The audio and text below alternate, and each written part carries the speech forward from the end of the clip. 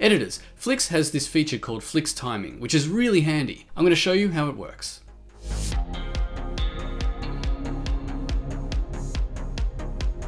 There are two ways that Avid editors can work with Flix.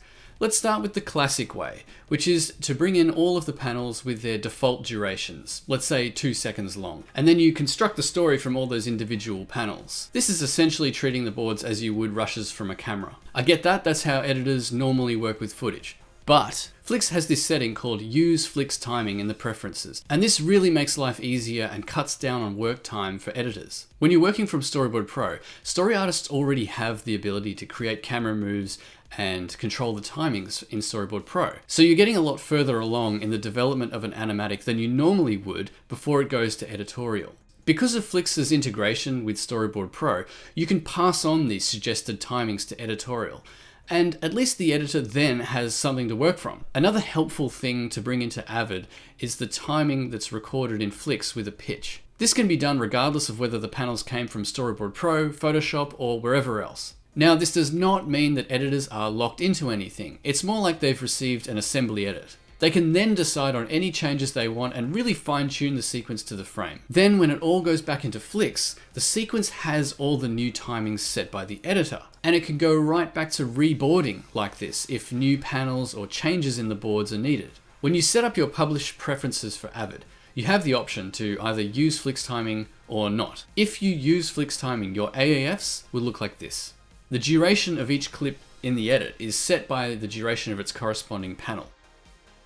Now, the Flix Timing feature doesn't affect how much media you have in the AAF or the handles on each clip. That is determined by the clip duration and mark in, mark out preferences. Why does this matter?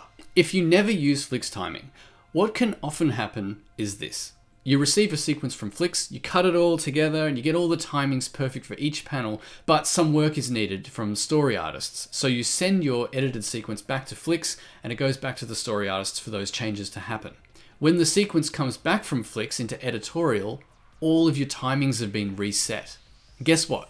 You have to redo all that work again.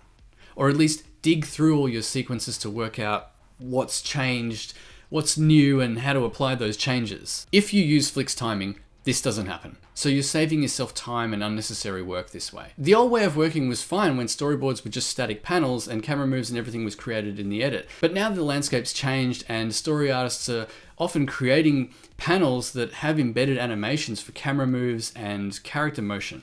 The only scenario really where you may not want to use Flix Timing is if you want to treat storyboards as if they're raw camera rushes. So no timing at all comes from Flix, everything's done in the edit. You could still use Flix to do pitches and export those as a reference movie for the editor, and this wouldn't affect the AAF that comes out of Flix. That AAF would just contain that day's rushes, so to speak. Editors, I get that you might be a bit put off by receiving a sequence that has suggested timings. It may feel like when a composer receives a temp track or a colorist is told to make it look like a certain film, but Flix isn't doing that. It's designed to make collaboration and iteration on a story a lot easier, so the edit is part of that collaboration. No one's taking that away from you, it's just that Flix is giving you a reference for the timing that you're all aiming for with the sequence. The final edit and timings will always finish in the edit suite. So our suggestion is to use Flix Timing regardless of how you approach it in the edit.